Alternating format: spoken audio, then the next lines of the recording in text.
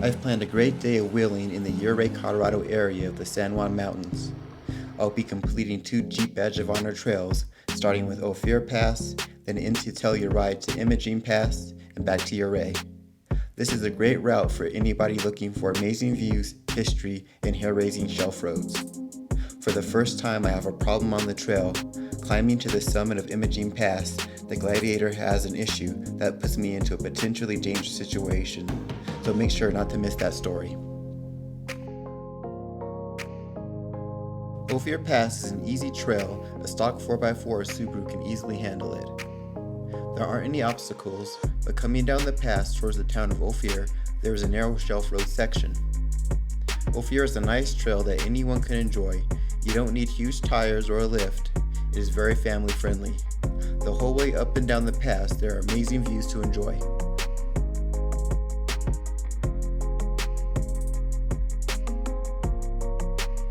The pass is 11,789 feet and has been used by Native Americans, fur trappers, and prospectors traveling from Silverton to Telluride.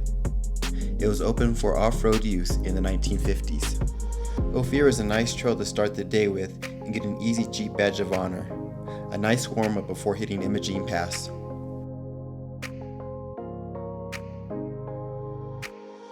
This view is the reason I would recommend Ophir. The valley below looks incredible, and even though from this point the road narrows, you can see oncoming vehicles far ahead, giving people plenty of time to find a good spot to pull over. Generally, uphill traffic has the right of way, but always use common sense and be patient.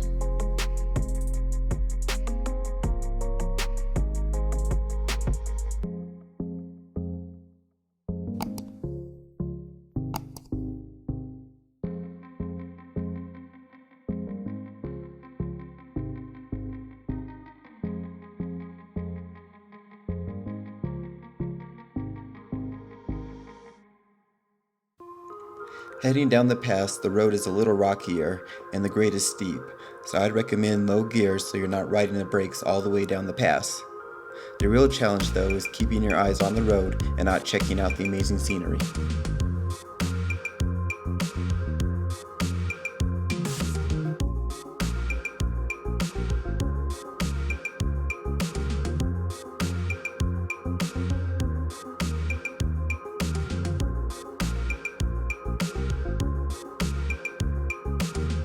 When you reach the valley floor, the trail is covered in aspen and you're not far from the town of Ophir.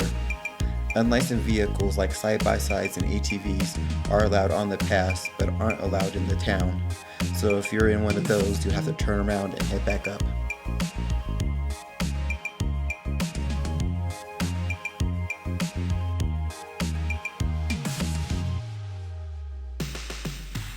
I imagine that the people that live in Ophir can get tired of all the off-road traffic, so respect the signs and keep the speed down. The valley is beautiful. It made me a little jealous of the people that get to wake up to this all summer. If you look really closely up in the sky, you can see 2 white objects. I'm pretty sure it was 2 people paragliding. I like adventure, but you won't catch me up there doing that. Ophir Pass is a great trail for a beginner, someone trying to get comfortable going off-road and getting some experience on a shelf road. If you're already an experienced off-roader, it won't challenge you, but you'll be able to take in amazing views of the San Juan Mountains. I recommend this trail, but if you're limited on time, there are better trails in the area, like Corkscrew Pass, Hurricane Pass, and Imogene Pass.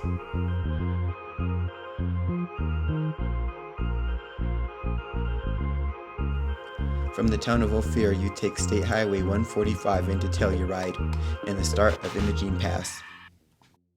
Telluride looks like a nice mountain town, but unfortunately, there was no time to walk the main street. There was still a lot of wheeling to do today. I'll definitely come back and check it out though.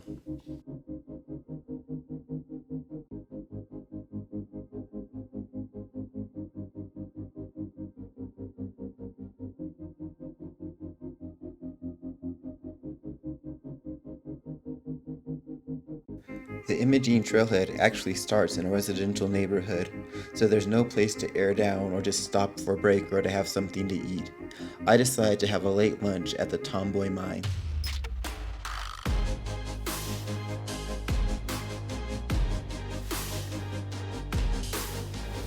This road isn't challenging, it's just narrow, and if you have a problem with heights, you'll have a problem with this trail. It does have a great view of Ophir Pass and the waterfall though. The real challenge was the amount of traffic on the trail coming down the other direction. There are modified trucks used by tour companies and a lot of rental jeeps. There are some places to pull over, but it may be only big enough for 1 or 2 vehicles, and there could be several vehicles ahead of you or behind you. There was one spot where I was pulled over on the ledge side and vehicles were passing on the mountain side on a crazy steep angle where maybe only 1 inch from getting body damage, and the vehicle ahead of me either couldn't or wouldn't move any more forward to give me space. In hindsight, I would have pulled way back and found a spot where I was in control of the situation and I knew there was plenty of space. Well, you live and you learn.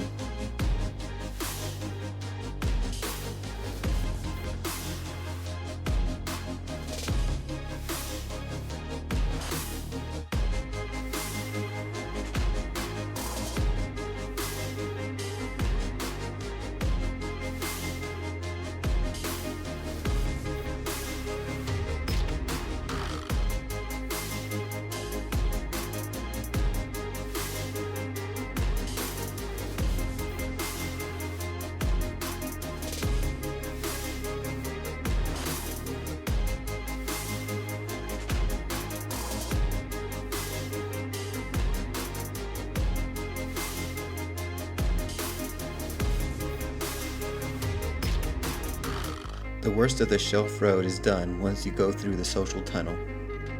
It's called the social tunnel because this is where the miners would meet up with single women from the town of Telluride. Talk about a lot of work traveling treacherous shelf roads in a wagon just to meet a single man or woman. Nowadays people act like texting back is a lot of work. I'm on my way up Imogene Pass. I'm at the Smugglers Union Mine. Shelf roads don't bother me too much. The biggest thing that bothers me is like, what do you do when people are coming down the other direction? And that's always bothered me. If you want to get over that fear, do Imogene Pass because it is narrow and there's constantly people coming down the other way since it is so popular.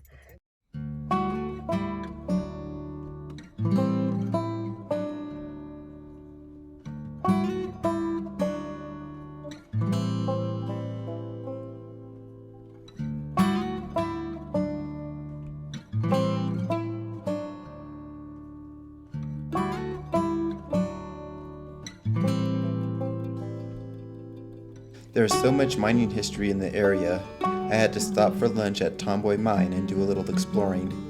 Just a quick warning, there were a ton of rusty nails everywhere, so watch where you step or be prepared to get a tetanus shot.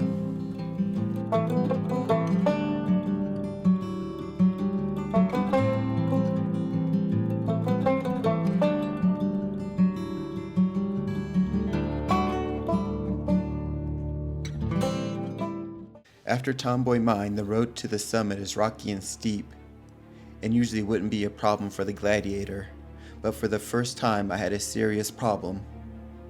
Since the trail was getting more difficult, I put it into 4 low and started the climb. Everything felt good when all of a sudden the Gladiator popped out of 4 low and into neutral at the absolute worst moment. The road is steep. It's not a shelf road, but it's definitely not a road you want to go over the side of. And there are 4 or 5 vehicles right behind me.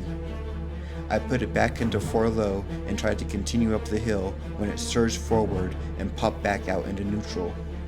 I was stressed out and confused, so I came to a full and complete stop, took a breath, put it into 4 high, went back into 4 low, and slowly gave it gas. The Gladiator began to move, and I gave it more and more gas because I needed momentum to get up the hill. I finally got there, but for the rest of the trip I was seriously concerned that there was a problem with my Gladiator. Once I got home, I Googled like crazy to figure out if there was something wrong with my 4 low, if there was something wrong with the transfer case, and the best that I could figure out is just one of those things where I thought it was fully engaged, but it wasn't, because I've taken it back out since then on steeper, rockier trails, and it held up. But boy, it got a little scary there.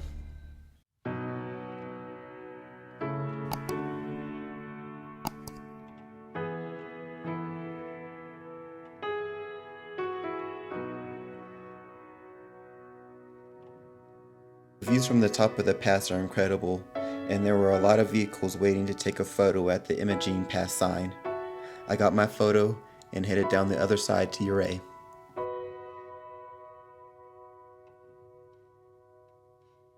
There's a cool photo opportunity on the way down. This guy was nice enough to guide me to the edge.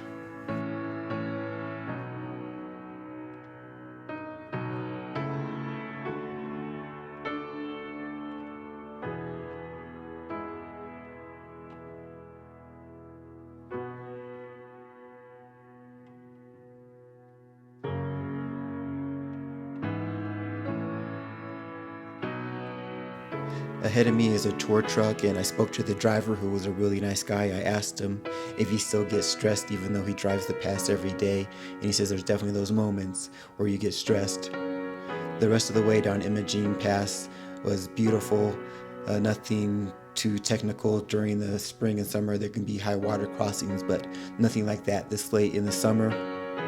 After you get to the end of Imogene Pass, you meet up to the road that takes you to Yankee Boy Basin. I would have liked to go up that route, but it was just too long of a day, so I headed back down into Ouray. I would definitely recommend this route if you're looking for a full day of wheeling. You get to knock out 2 Jeep Badge of Honor trails, and it's just beautiful. Ophir Pass is beautiful, a nice warm-up. Imogene, also beautiful, amazing. Definitely can be stressful though. And then you end it coming right back into the beautiful town of Ouray. It can't be beat. I recommend this route, and it was a great weekend.